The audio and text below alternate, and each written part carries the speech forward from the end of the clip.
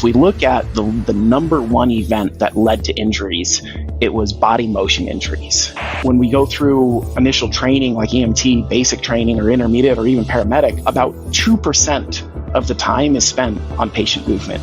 It's the number one cause of injury. So we're getting hurt the most where we're getting trained the least. And that story wasn't even their day at work. They're at home and they were doing laundry, and they twisted to get the laundry basket, and it was in that movement that they sustained a career-ending injury. It was about the Bender lift, and he looked at me, he's like, if I would have had that on the last call I ever run, I would still be a paramedic to this day. Welcome to Responder Resilience, along with my co-host Bonnie Rumley, LCSW EMT. I'm David Dashinger. On this episode, we'll be speaking with Rick Binder. He's the Chief Executive Officer of Phase International, about the role that chronic pain plays in responder resiliency and how to prevent it. This episode is made possible by Cover, an all-natural military-grade mineral sunscreen lotion.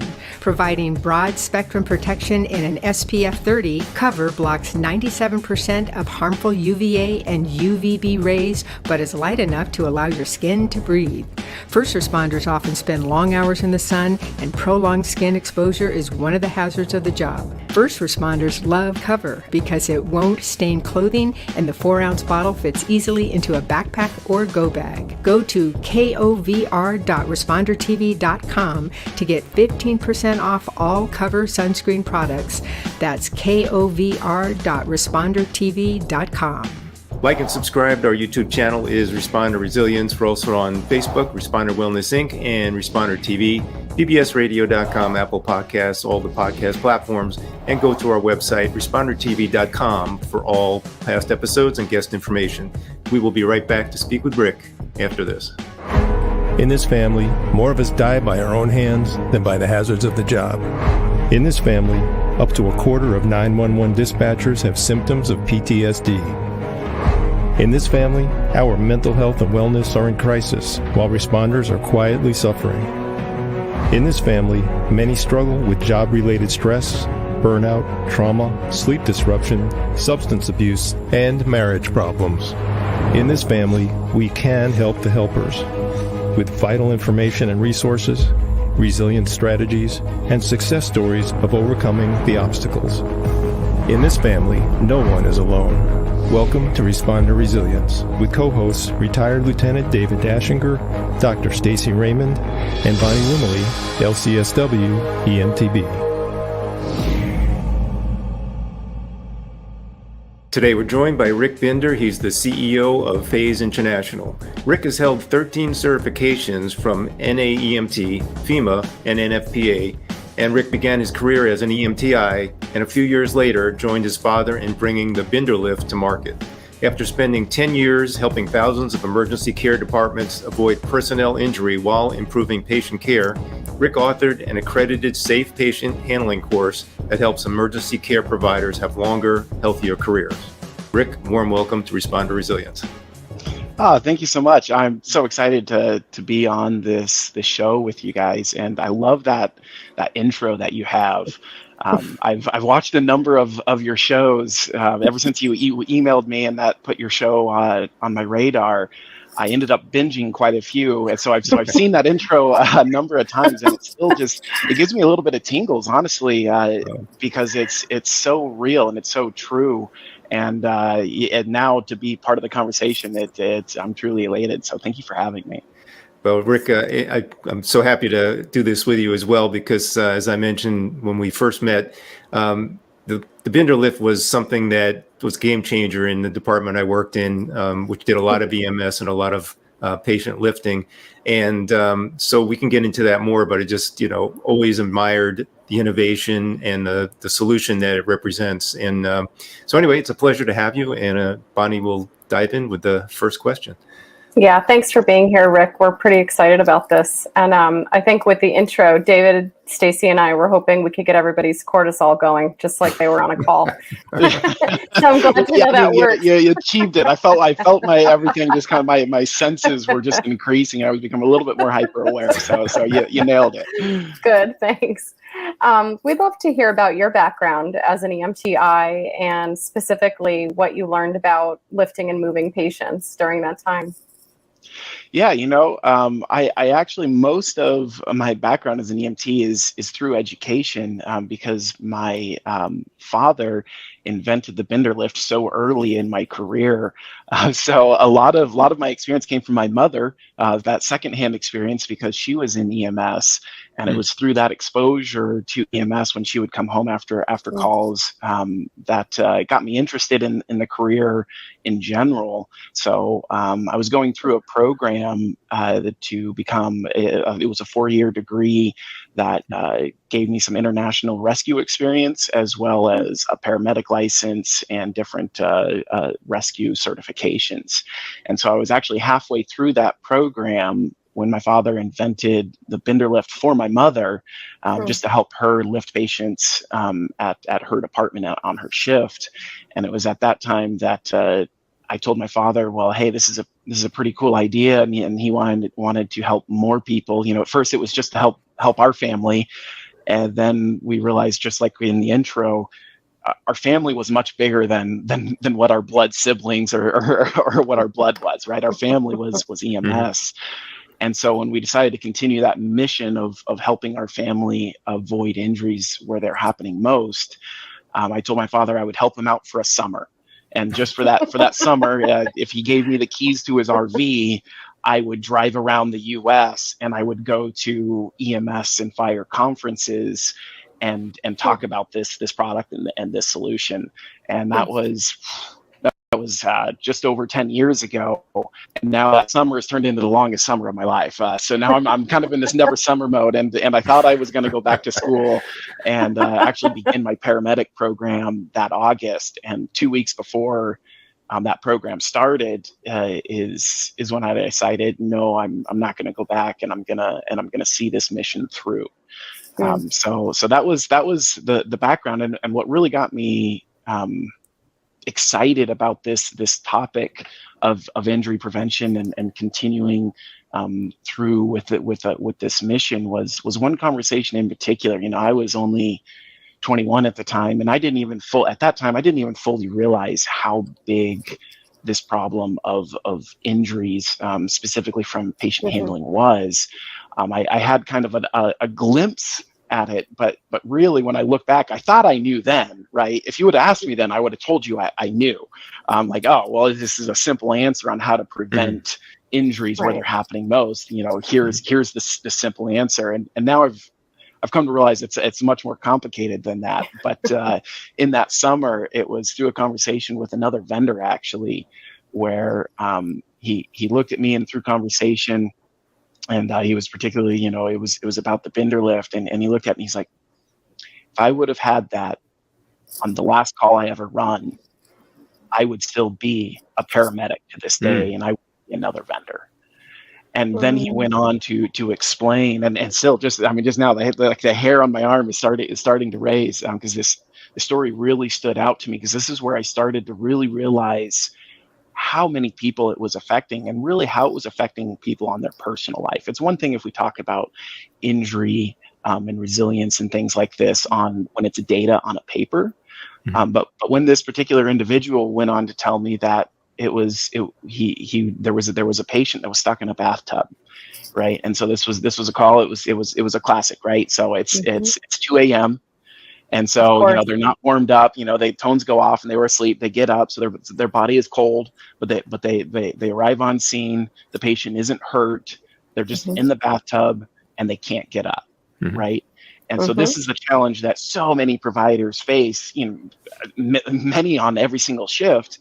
Yeah. And the worst part about it is they're given nothing but their own ingenuity and maybe a bed sheet to try to get this patient up. And so they're here trying to problem solve. They're trying to establish confidence with the patient, right? Early in the call, like, hey, we're here to help, trust us. and then they don't have the tools and equipment that are actually designed to help them with this maneuver. And so they did what just about any provider would do in that situation.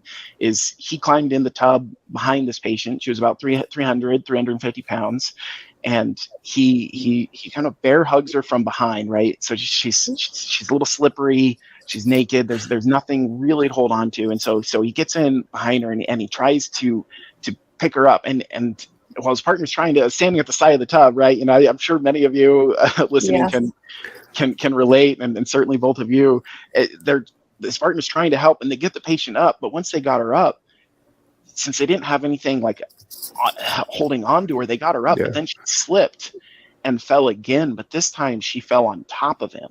And so he's underneath her, and during that fall, trying to stop that fall from happening, he ended up, I forgive me, I don't remember if it was slipped a disc or the technical term, but he got hurt falling underneath this patient, and now she was on top of him, and his partner couldn't get her off of him, and he couldn't move. He was paralyzed with pain.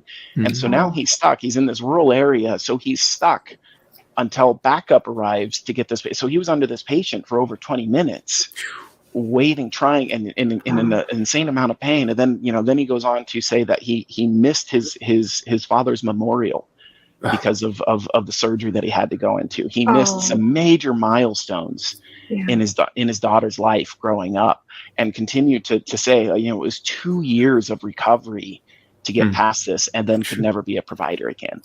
And this is just one story, right? And so when I heard this one story, that was enough to really get me focused on this is preventable, right? Let's stop this from happening anymore. I go let you go right, don't live it up, don't dance all night. I go let you go right, don't live it up, don't dance all night.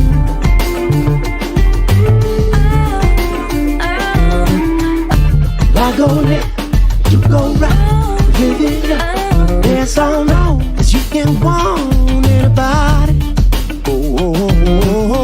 Well, I guess you had no. You're the man.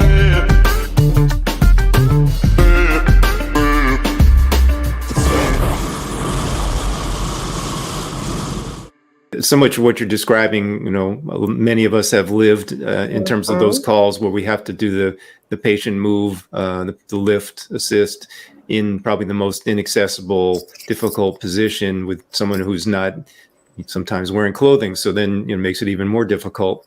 I want to back up from that kind of scenario to what I experienced once my department got the Binder lift, in that, I was there in the day when we used sheets and towels to get out of bathtubs and out of the corner, off of stairwells, wherever they were unable to, get up on their own power. But then I started doing rig checks, whether it was the engine or the ambulance. And now I'm looking at, I have this tool, like many of the other tools we had, that solve problems for us. And it gave me a sense of confidence. Like, all right, if I get that lift assist call, I know what to do. Not only do I have like a regular size one, I've got like the large one, and I've got the pediatric size one. So now we're set for any scenario. I think what happens, and Rick, I'd love for you to speak to this, is like it creates kind of a calmness, more of a, going into a call with, all right, we can handle this, we got this, now we can do better patient care because we're not, fumbling around trying to figure out how to get them out of that strange space. And of course, there's the injury piece too, right? We're not going to necessarily get hurt doing this move. So what are some of the ways that you see that these solutions that you've created kind of help with confidence and professionalism? Yeah, that's a great question. When the tones go off, right, when we hear that call, there's all sorts of unknowns, right? We listen to the dispatch, and we try to reduce the amount of unknowns and see how much information we can gain. And as we go on scene, we're continuing down that journey, and all the way until we transfer care of the patient. Our sole focus is to reduce the amount of unknowns, right? And so what I always encourage is that one thing that we do know is if we're actually providing transport, we're going to have to move the patient, And so if we know that we're going to be moving the patient, we need to categorize. My mind kind of works in flow charts, right? And so if we start at the top and we know that we're going to be moving a patient, we need to categorize what is the ambulatory status of this patient likely to be. Let's see if we can answer that. And there's 3 ambulatory categories. There is ambulatory. Right, we love those patients. Those are the patients that we can walk to the stretcher or even walk to the back of the ambulance and provide transport. Right, those are some of the easiest when it comes to patient movement. But then we have semi-ambulatory patients, and those patients, those are typically your lift assist patients, like this call that we talked about here, or patients that are weight bearing, but we don't necessarily trust them to move and walk on their own, or they just can't move and walk on their own. They need assistance. So it'd be patients like with walkers or in a wheelchair that you can stand up and pivot, but they don't necessarily need to be carried, which is your non-ambulatory patients. And what I see through training and through the equipment on your fire apparatus or on your ambulance is we spend a lot of time training, and we have a lot of equipment meant for non-ambulatory patients. So that's where our focus typically goes to. But when we look at semi-ambulatory patients, most providers aren't equipped to safely move semi-ambulatory patients. They don't have anything that's actually designed and focused for these patients. And so what they're having to do is they're having to categorize one of these semi-ambulatory patients in either the ambulatory category or the non-ambulatory category. And so we have that unknown piece, and it's hard to problem solve that, and that's why we end up using sheets or extremity lifts or things like that, and we're walking patients that maybe we shouldn't be walking, or we're carrying patients, which is more traumatic for ourselves and on our musculoskeletal system, and it's more traumatic for the patient to be carried when that's, they want to maintain that dignity, or it just feels scarier to be carried rather than assisted. So that's one thing that the Bender Lift, which is one of our solutions, does in particular, is it helps providers know that if they have a semi-ambulatory patient, they're not having to problem solve and trying to force that patient into one of the other 2 categories. Instead, they can actually treat that patient and care and move that patient within the actual ambulatory category that they are. So for our listeners and viewers who are not familiar with your product, can you just walk us through visually what it looks like and what it exactly does? Yeah, absolutely. So what the Bender Lift is doing is it's bringing the handles to patient handling. I actually got this from my father, who always taught that it's called patient handling, not patient grabbing. And there's a reason for that. And if we don't have handles, then we end up grabbing our patient. And so it really buckles handles going all the way around the torso, and it covers the whole torso area. And that's really important, because if we can control the torso, we can control we have control over the patient. Whereas if we only have, handles going around the waist or just high in the armpits through a thin belt or anything like that, we don't actually have control of the majority of the patient's mass. And so if there's momentum that gets going, stopping a fall from happening is one of those high causes of injury. And so it's important that it covers and controls that torso, and it attaches up to 32 handles to that torso. Wow. So then providers are guaranteed to have a handle in a direct line between them and the patient, even in those confined spaces, like in between the toilet and the wall. I call it the bathroom Bermuda Triangle. It's the space that we don't know how patients get sucked into that space, right?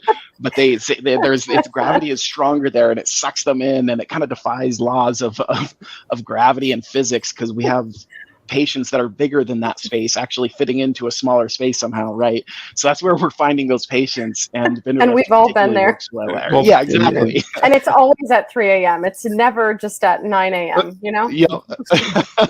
And the towel bar always looks like a great grab bar, right? Yeah, that's 100% it. Not weight rated, but it's the best you got, right? No, I thank you for the visual, because it makes so much sense, and I think what you've done is created a tool that people can rely on and build confidence, like David said. What do you think the leading cause of injury to responders is at this point in time? That's a great question. And that was the question, that I sought out to answer early in my career. And I thought that was when I answered that, then then this was really the solution, was the answer to this question. And I don't think it is. I'm going to answer it, and then we'll go into what I think is even a bigger question, which is why. But we have to start with the what before we could really get into the why, right?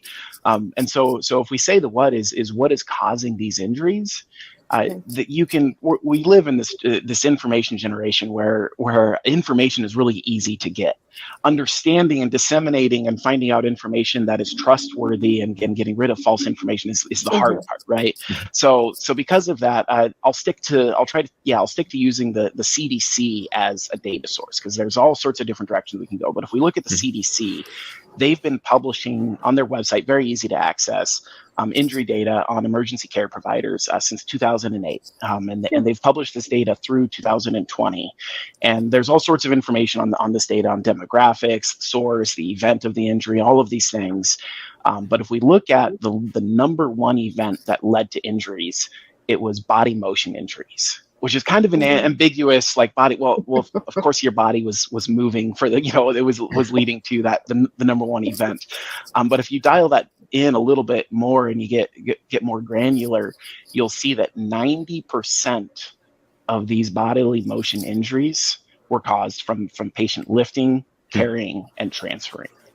And so that's a really big, 90% is a gross majority. Yeah. And if we look at, again, that's the number one type of event that led to an injury. If we look at the number two event, we'll find that the number one event is exponentially more injuries than the number two event. And so what we can see is that there's a very clear problem. I've graphed this out on a chart, and you'll see this line way up here looking at the number one event, and then down here, it doesn't even give real good numbers on the side because the gap is so large on the number two event, which changes from motor vehicle accidents, exposures, and violence over that kind of decade period. Those are the three events that normally hold that number two spot. So if we look at what is causing these injuries, and we treated injury prevention like a trauma patient, right? And we're looking at this, and we see our patient, we'll see some bruises, we'll see some cuts and scrapes, but very quickly we're going to see that we've got a femoral, we're hemorrhaging from our femoral artery, and that is most definitely where we should spend our focus on intervention, is stopping patient handling related injuries, because they're happening at so much of a larger percentage than anything else. Come on. Check it.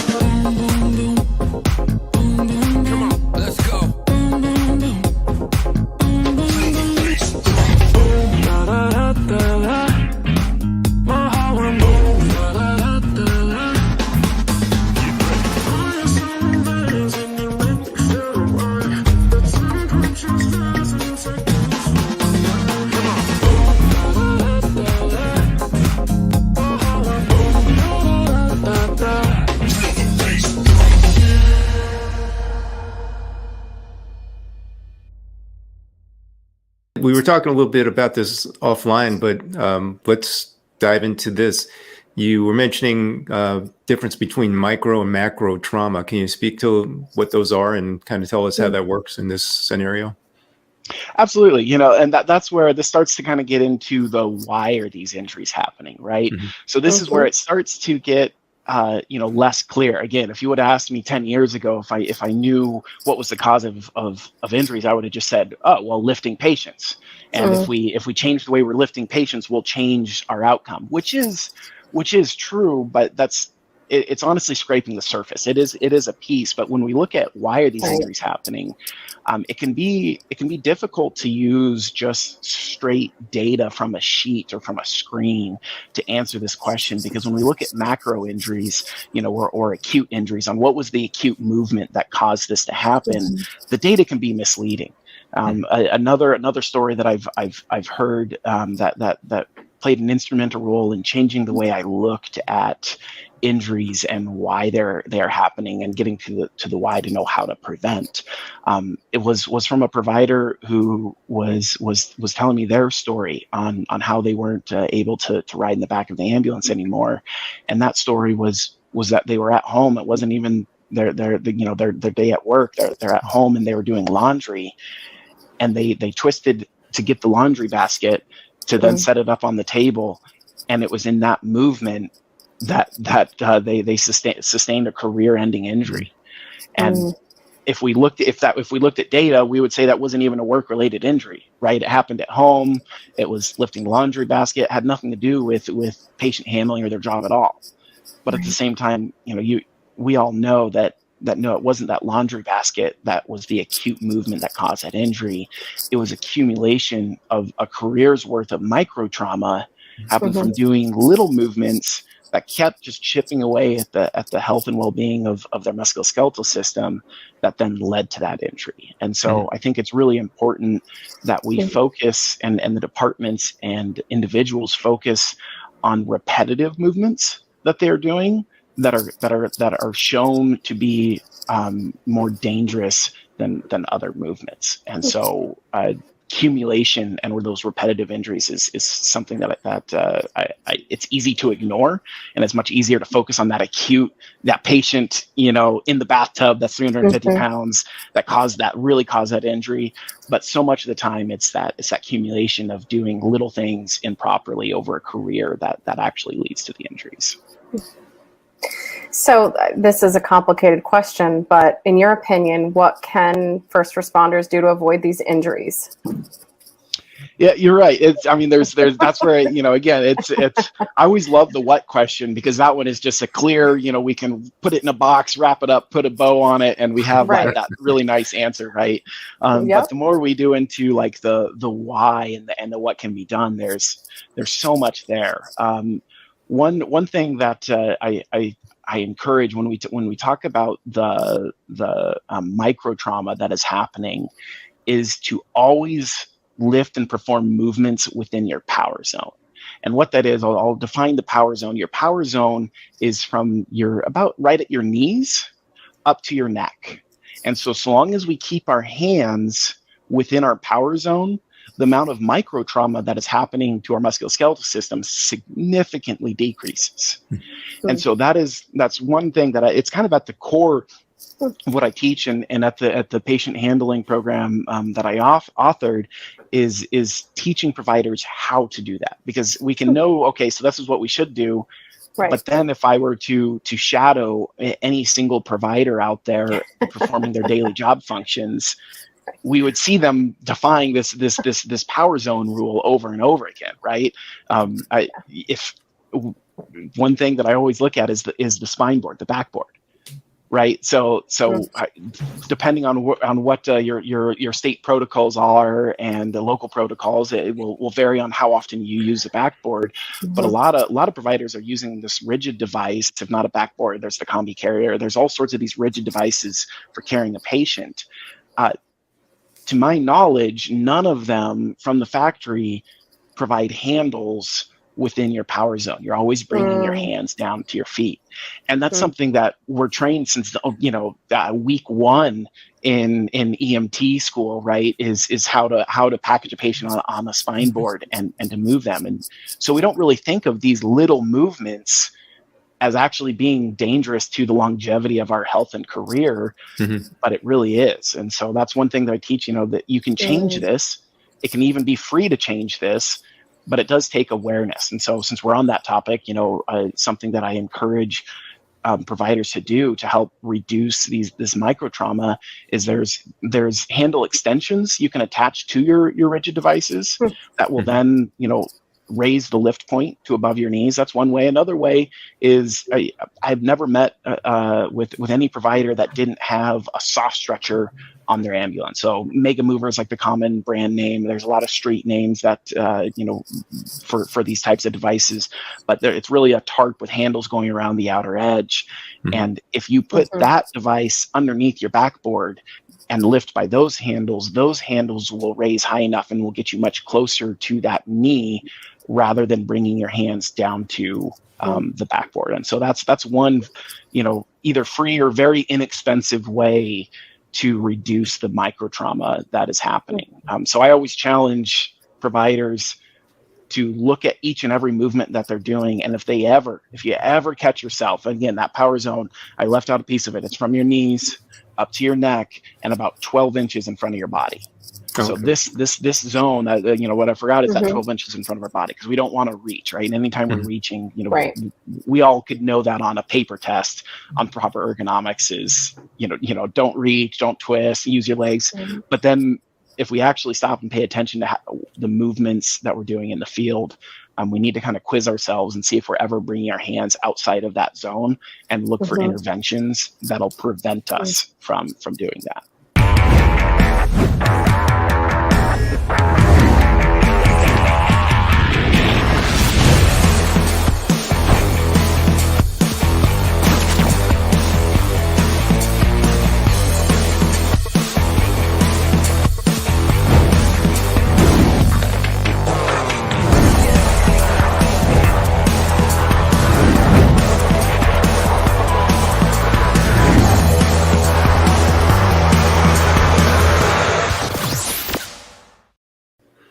I like how you're describing that, because we talk about this a lot on the show, but we talk about it the same way with micro traumas in the brain, with psychological trauma. We have these micro traumas every day, and if people don't take care of them, one day they'll have the straw that broke the camel's back. And this is really the same thing. So if we can get all of our first responders to think about physical and mental on the same wavelength, how do we prevent all of these injuries collectively? It's taking care of the small ones are, in my view, most important, because it'll help us prevent the big one. Absolutely, and I love your highlighting that point, because it never ceases to amaze me, the connection between the mind and the body, right? So it's the same on if we have these micro traumas mentally that are building up, it's going to exhibit itself in different ways in the body. Right. And same thing within our body. If we have this micro trauma that is building up over time, and our body is carrying the weight of pain, of micro trauma, lack of mobility, these things, the longer we carry that, the more it's going to exhibit itself in the mind. And so there's not a separation of them really at all. Right. And the way that we help each of those be healthy is, it may be different behaviors, but it's the same kind of technique. It's the same method, is focusing on the micro trauma, focusing on the little things, and then the impact that it has prevents the big things. So I love it. It's near identical.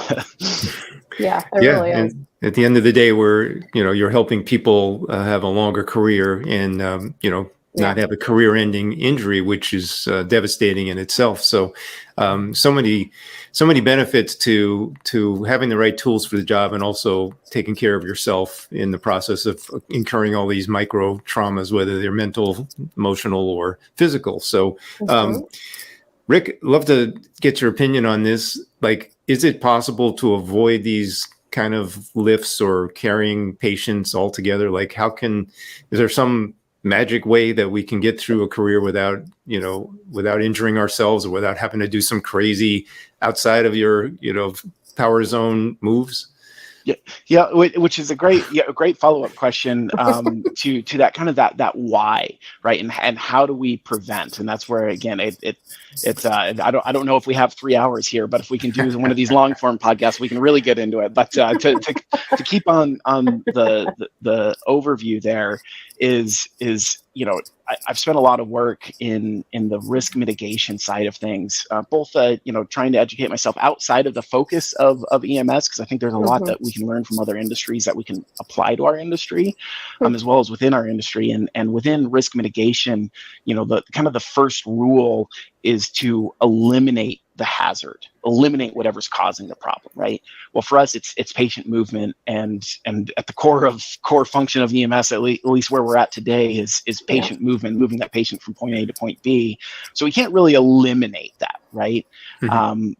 So then we can look at engineering and administrative controls that are designed to reduce the amount of exposure, and then we can look to eliminate the most risky parts of patient movement. So we can't eliminate patient movement as a whole, but if we look at it, we can see that carrying and lifting is far more dangerous than pushing or pulling or sliding, right? So if we're carrying a patient, we're sustaining the weight of the patient and we're bringing them out.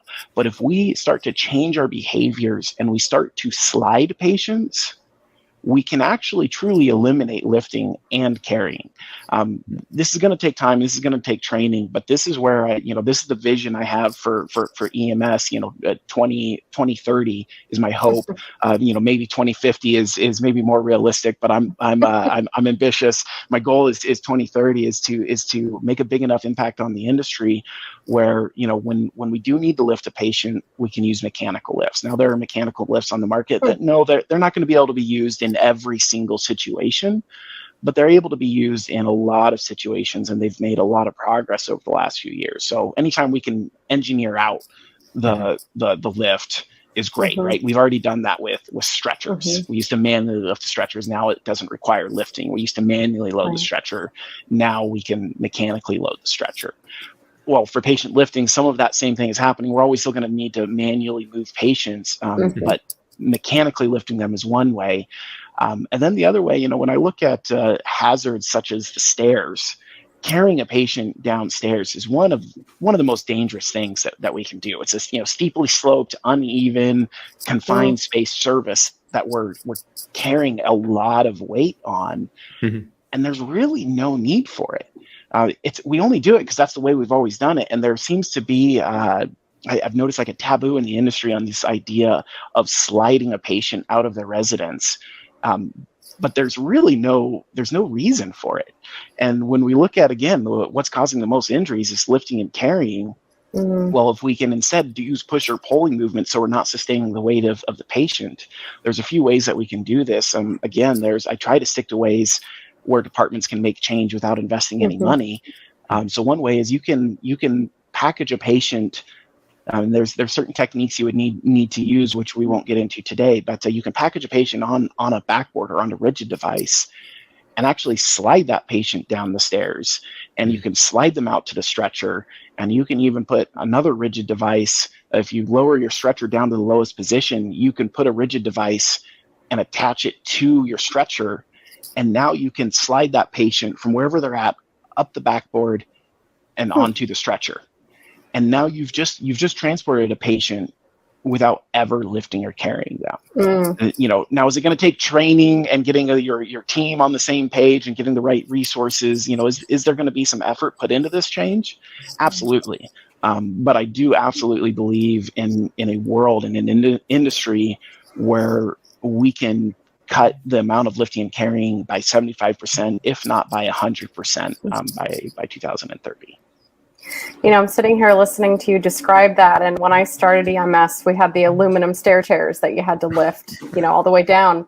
And then I remember the day that it came out with the tracks, and it was like a miracle for all of us. And so what you're describing, it's almost like there's going to be a day where there's another miracle where we have these new tools and these new mechanics, and long gone will be those days of having to lift it all. Absolutely. And, I love your bringing up the stair chair. That was such a major, evolution of equipment, with being able to slide your patient down the stairs. Yeah. And the great news for all of our providers out there is that this equipment already exists. There's actually some really great pieces of equipment. The stair chair is what I recommend for any patient that can be in a stair chair. You use the stair chair to bring them down the stairs. Right. But if there's conditions that contraindicate the use of a stair chair, that's when we're finding patients being carried on the stairs. But there's equipment out there. It's just that it's not as common knowledge. And even when it is, once there's knowledge, then there has to be a behavior change. And David and I were talking just before the show here on the difficulty of behavior change. And, the topic of hand washing was brought up on when hand washing was proven to be effective. It was another 40 years before it was actually effectively implemented in the healthcare space. You could use the same thing for seatbelts, right? Seatbelts were proven to save lives pretty early, but it was another 20 years before automobiles actually started putting the seatbelts in the cars. And then it was another 20 years before it was actually, there was administrative controls So that, policy that actually, mandated the implementation of these of the seatbelt. So it's the same thing for our industry in this situation, this topic that we're talking about.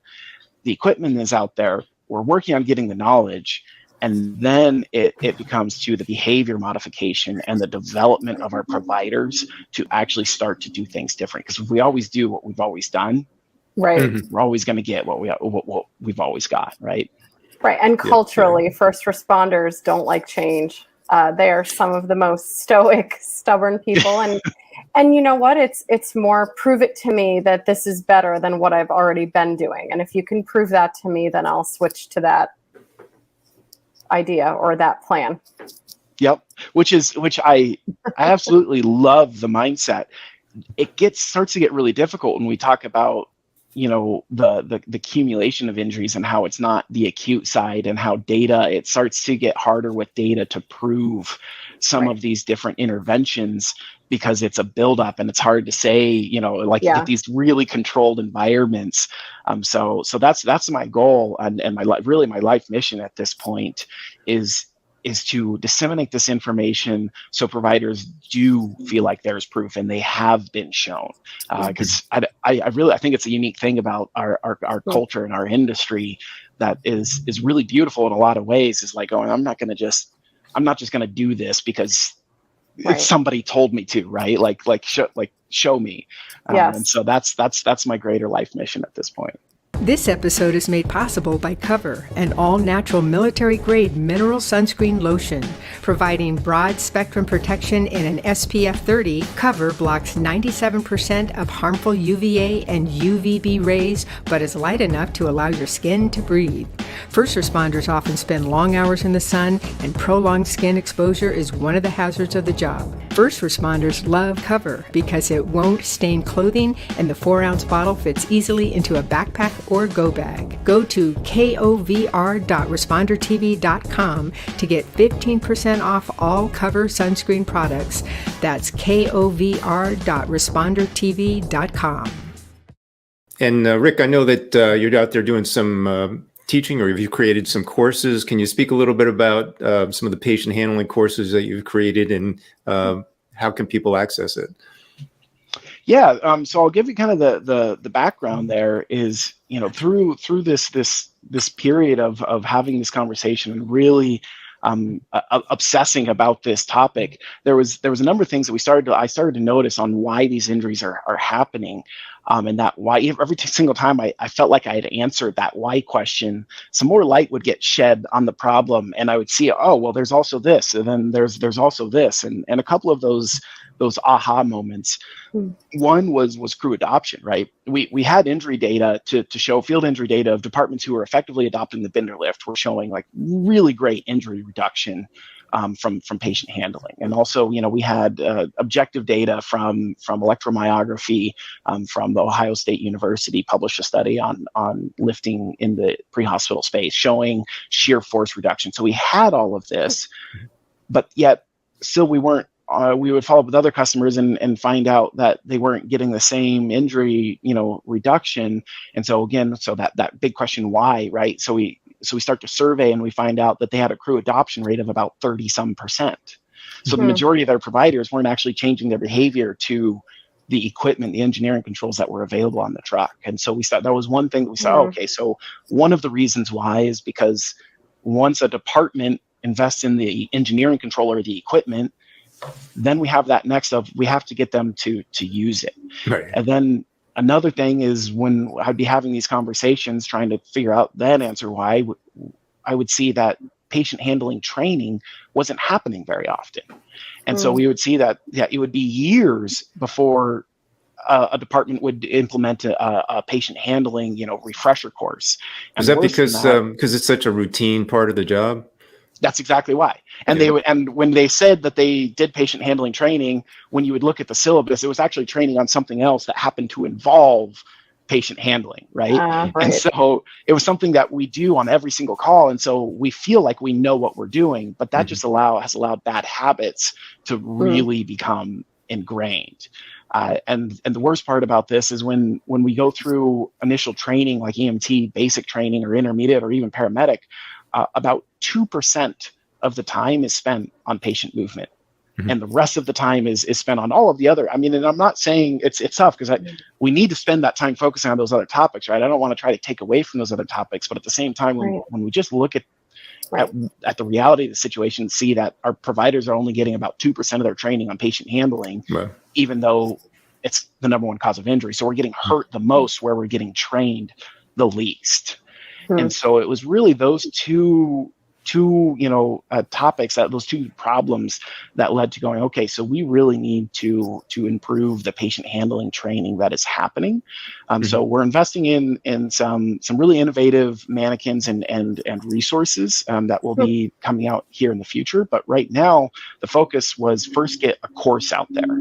And so we've authored, and I've authored a patient handling course that I'm offering for free to emergency care providers. And it's with this mission of preventing injuries. And the goal of this course is to teach providers scientifically validated ways of moving the patient from the bathtub and then transferring them to the hospital bed and every other essential movement in between. And so that's what that course is focused on.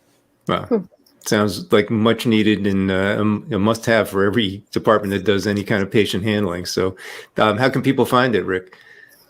So it's actually, we've just launched the course. So for right now, they can reach out to me individually, Rick at phaseintl.com, or go to our website and fill out a request form, and we'll get them an early access link. Here in the next couple weeks on our website, phaseintl.com, we will have on our training tab the access portal to be able to access this course. And if they can also go to, we're partnering with Prodigy, which is an LMS, like a learning management system, an organization that's really on the forefront of EMS education. So we've partnered with them to accredit the course. So providers will get 1.5 hours of continuing education hours. And if they create an account, which is free and easy, it just takes an email and a password, then they'll be able to find our course within their software, and they can do that today. Well, okay. That's well, great. You're offering tools and solutions from many different angles. For this is it's got to be a universal problem in the industry, and we salute you for that, for the innovations and for the education piece, and for being with us today, sharing everything that you've shared with us along your journey as starting out in EMS and now as a sort of a solutions oriented problem solver. So thanks a lot, Rick. We appreciate you. Oh, thank you so much. The feeling is mutual here. I feel like we have a dream team here, because if we can take care of the mind, and I love your guys' focus on taking care of the mind and your approach to taking care of the mind, and if we can take care of the body in the same way, well, between mind and body, our emergency care providers can truly have a long, healthy career, which is a new concept, for the most part, for so many providers before us. So I just want to kind of shoot that right back at you and just say I appreciate the work that you all are doing and the conversation that you're fostering. Thank you, Rick. And we really appreciate what you're doing as well. You're going to save a lot of first responders. Thank you so much. Please like and subscribe. Our YouTube channel is Responder Resilience. We're on Facebook, Responder Wellness Inc., and Responder TV, bbsradio.com, Spotify, Apple Podcasts, and most of the podcast platforms. And check out our website, respondertv.com, for past episodes and guest information. Till the next time, stay safe, be kind to yourself, take care.